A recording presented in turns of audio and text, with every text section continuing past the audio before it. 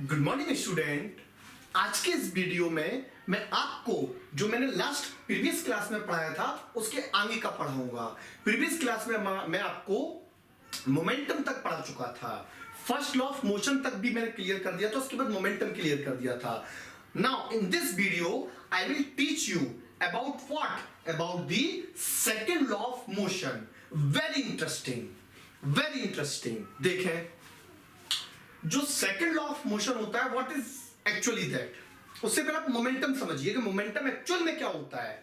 देखो, मोमेंटम जो होता है that is what, that is P equal to m into B. इसको ऐसे समझो, ये तो फॉर्मूला मैंने कल आपको बता दिया था। इसको ऐसे समझो, सामने से एक ट्रेन आ रही है और इधर से एक स्कूटर आ रहा है और दोनों की स्पीड सेम है। स्पीड दोनों की सेम है। जैसे स्पीड से ट्रेन आ रही है उसी स्पीड से कौन आ रहा है, स्कूटर। और आपके पास चॉइस है कि आप इनमें से एक के सामने खड़े हो सकते हैं। तो आप किसके सामने खड़े होंगे, ट्रेन के या स्कूटर के?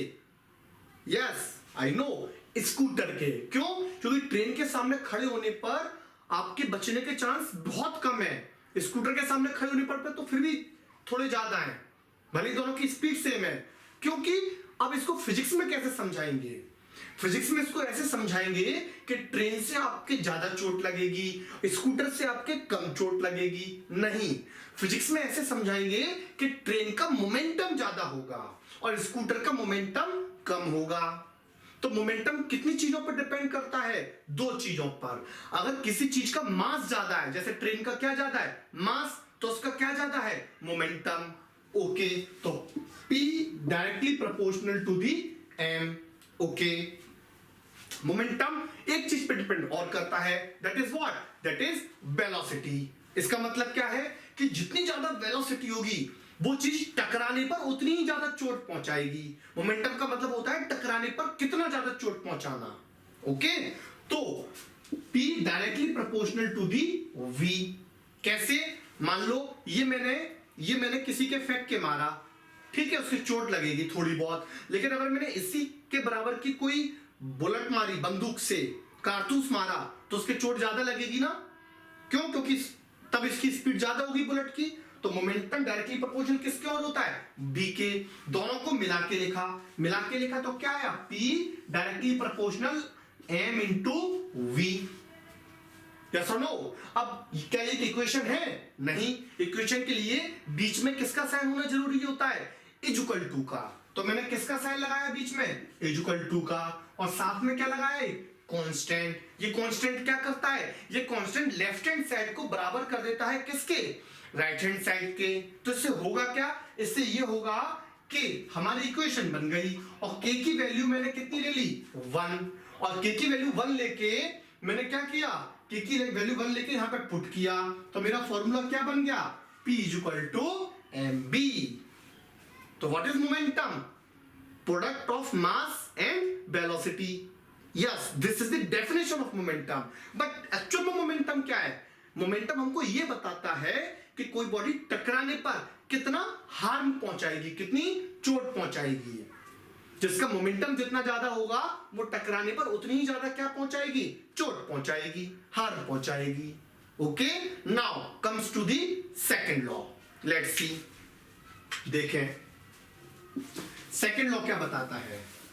देखो, सेकंड लॉ ये बताता है कि the rate of change of linear momentum, linear मतलब सीधी लाइन में चलना, linear momentum will be directly proportional to the applied force.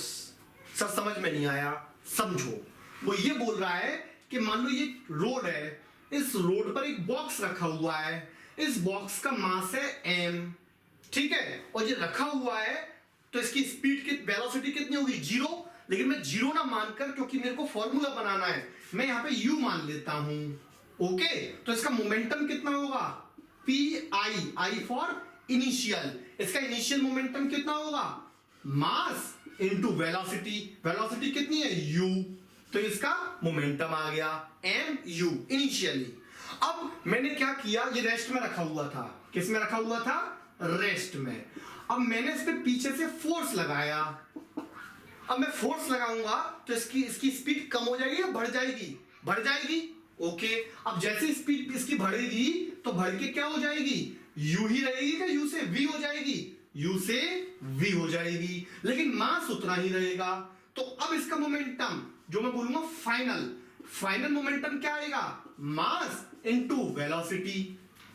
Okay, yes और नो। अब वेलोसिटी v है तो v लिया, पहले वेलोसिटी u थी तो u लिया, क्योंकि फॉर्मूला क्या होता है, मास इनटू वेलोसिटी।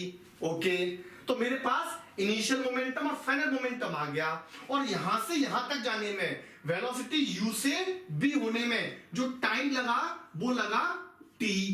कितना टाइम लगा, t सेकेंड। ये सब मैं अल्फाबेट वैल्यू ले रहा हूं, आप चाहे तो न्यूमेरिकल वैल्यू भी ले सकते हैं। कैसे कि मास इसका कितना है 10 kg, इनिशियल स्पीड कितनी है 0, यहां पर भी मास कितना रहेगा 10 kg, फाइनल स्पीड कितनी हो गई 10 मीटर पर सेकेंड, पीछे से फोर्स कितना लगाया 10 न्यूटन या 20 न्यूटन। ओके, टाइम कितना लगा 5 सेकेंड। वो सब न्यूमेरिकल वैल्यू है, लेकिन फॉर्मूले में न्यूमेरिकल वैल्यू तो नहीं होती, फॉर्मूले में तो अल्फाबेटिकल वैल्यू होती है, इसलिए मैंने यहां पे अल्फाबेटिकल वैल्यू ली है। ओके, अब देखो सेकंड लॉ क्या बोलता है। सेकंड लॉ बोलता है द रेट को भूल जाओ थोड़ी देर के लिए, चेंज ऑफ लीनियर मोमेंटम। तो सबसे पहले चेंज निकाल लो। चेंज निकालने के लिए क्या करते हैं, फाइनल माइनस इनिशियल।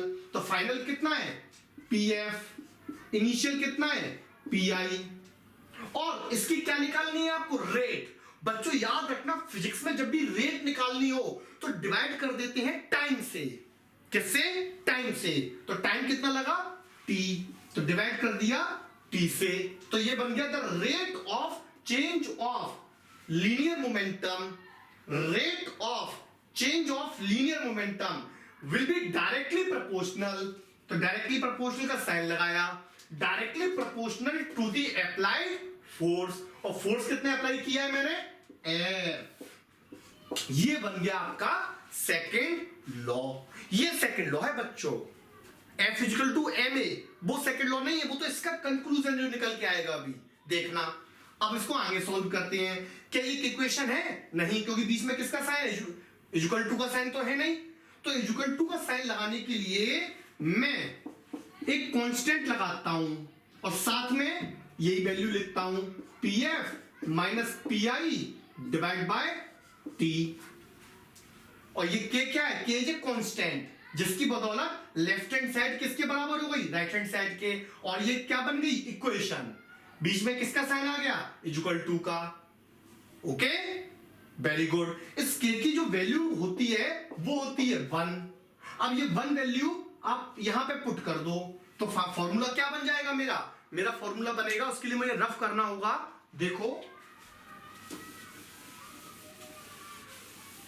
तो मेरा फॉर्मूला बनेगा क्या, मेरा फॉर्मूला बनेगा F इक्वल टू K की वैल्यू कितनी है 1, PF minus PI divide by T।